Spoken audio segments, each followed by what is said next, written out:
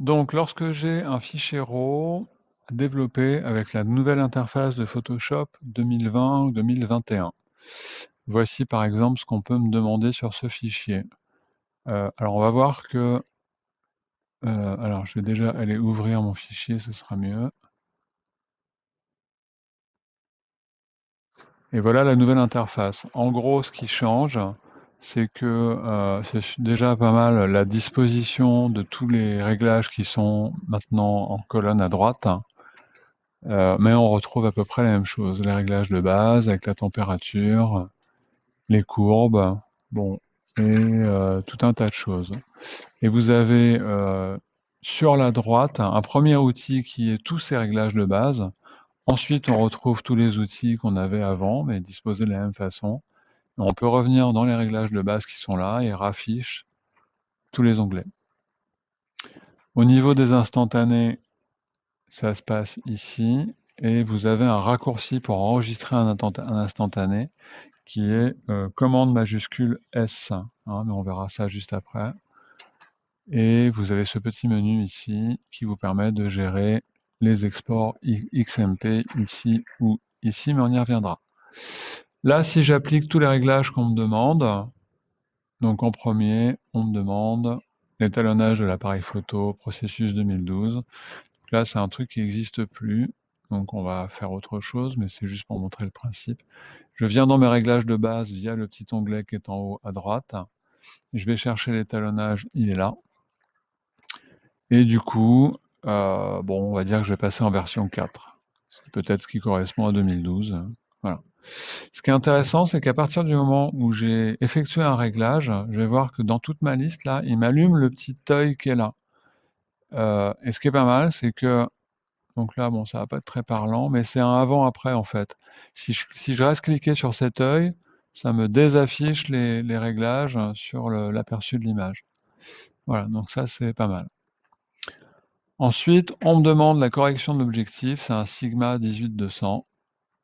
Donc la correction de l'objectif, ça va être dans l'optique. Correction de profil et profil d'objectif, il me l'a trouvé tout seul, hein. C'est un Sigma 18-200. Ça c'est bon, c'est fait. Et puis là, je vais pouvoir faire par exemple un instantané. Commande majuscule S, il m'affiche directement une petite fenêtre, ce qui est bien pratique.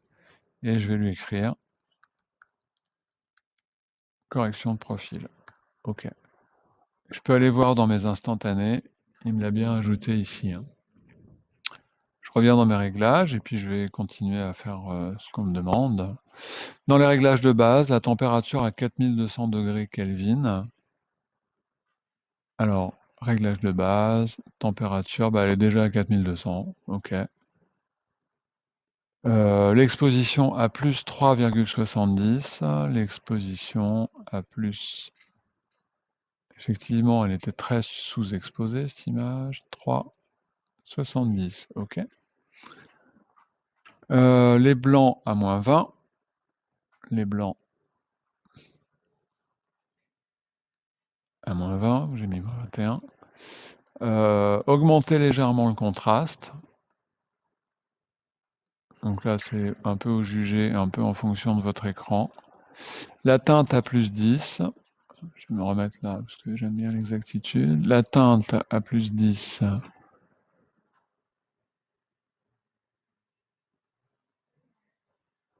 La teinte, pardon. Ah bah elle est déjà à plus 10, ok. Les tons clairs à moins 30. Ok. Et la clarté à plus 15. La clarté à plus 15. Ok. Et je me fais mon petit instantané. Ok. Et je passe à l'étape suivante. Dans les courbes, on me demande un contraste moyen. Alors les courbes, ça a un petit peu changé sur la présentation. Alors j'en profite pour ce petit œil là, maintenant que j'ai fait des réglages qui se voient un peu plus. Si je clique sur l'œil, hop, il me les masque en fait, hein. C'est juste un avant, après, avant, après. Donc c'est assez pratique. Les courbes, donc on a tous ces petits boutons là. celui-là qui permet de gérer la courbe directement en allant mettre un point dessus et hein, voilà, cette option-là. Après, on peut passer par un réglage par des points et on a maintenant la possibilité de même gérer la courbe du rouge, du vert ou du bleu. Alors je crois qu'on pouvait déjà, mais c'était pas précisé, c'était pas présenté comme ça. Et là, je vais avoir la possibilité de sélectionner mes points et de gérer l'entrée et la sortie hein, dans les tons foncés et dans, alors attention, je les fais bouger un peu, et dans les tons clairs. Et là, ce qu'on me demande plutôt, c'est un contraste moyen. Donc courbe à point, euh, j'ai directement le réglage ici. Voilà, c'est un réglage tout fait, contraste moyen. Bon. Et je vais pouvoir enregistrer mon petit instantané courbe. Ensuite, teinte, saturation, luminance à apporter selon les demandes du client. Alors, qu'est-ce qu'il me demande le client? De prononcer cette couleur vers le jaune, donc plus de jaune par là, et de saturer le rouge et de saturer le vert. Ok. Donc là, ça va se trouver dans le mélangeur de couches. Hein, on a la teinte, saturation, luminance. Et moi, on me demande de saturer un peu les rouges. Donc là, c'est pareil, il faut avoir normalement un écran qui est calibré, de saturer les verts et le jaune de ces outils là. Il faudrait saturer un peu les jaunes aussi. Donc, il faut y aller avec parcimonie et il faut avoir un écran qui est calé pour pouvoir voir un peu ce qu'on fait. Ok, une fois que c'est fait, instantané, et je peux l'appeler directement TSL si j'ai envie, teinte, saturation, luminance. Ensuite, l'étape suivante, ben, c'est le flux de production, c'est comment est-ce que je vais finir par développer mon image. On me demande de changer le profil, la taille on la change pas, profondeur 8 bits couche, résolution 300 dpi. Et là, je vais passer par ce petit lien là qui est en bas de l'écran. Je clique dessus et il m'affiche toutes ces options-là. La profondeur, redimensionner, bah, vu que j'ai pas, je pourrais cocher et puis dire je la veux à 30% ou à je sais pas combien. Je redimensionne pas, là en l'occurrence, on me le demande pas. La résolution. Et je peux changer le profil ici. Bon, pour ma démonstration, là, le ECI, je ne l'ai pas.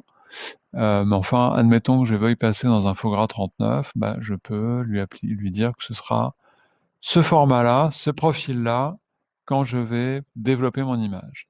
OK. En fait, il me met le résumé de tout ça en bas, là. Hein, tout est écrit. Profil Fogra 39, 8 bits couche, la dimension de l'image et la résolution.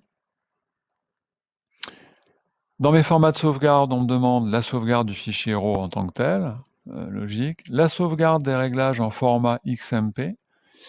Je fais une petite parenthèse, c'est que maintenant, on a la possibilité, dans la gestion des fichiers, d'incorporer le XMP au DNG, au format RAW. Donc ça, c'est pas mal du tout, parce que ça veut dire que vous pouvez envoyer votre fichier RAW, les XMP seront intégrés. Les préférences, c'est ici. Là, ce qu'on me demande, c'est d'exporter mes réglages en fichier XMP. Donc, je vais prendre par les 3 petits points qui sont là, enregistrer les paramètres, et j'ai maintenant aussi la possibilité de sélectionner ce que je veux qu'il soit incorporé dans mes réglages XMP. Je pourrais lui dire que je veux pas des réglages de base ou que je peux sélectionner. Enregistrer, je vais me mettre sur mon bureau et il me crée bien mon petit fichier XMP. Enregistré. OK. Et puis ensuite, qu'est-ce qu'on me demande? De développer au final en formatif. Donc là, je vais ouvrir mon image. Donc là, il me l'ouvre dans Photoshop. Bien sûr, je garde le profil, hein, puisque je vais changer. OK. Et là, j'ai juste, donc il m'a ouvert, c'est un vrai fichier Photoshop, entre guillemets. J'ai juste à faire euh, enregistrer sous. Je vais la mettre aussi sur mon bureau et je vais l'enregistrer en TIFF parce qu'on me demande du TIFF avec le profil. OK. Éventuellement avec une petite compression. OK.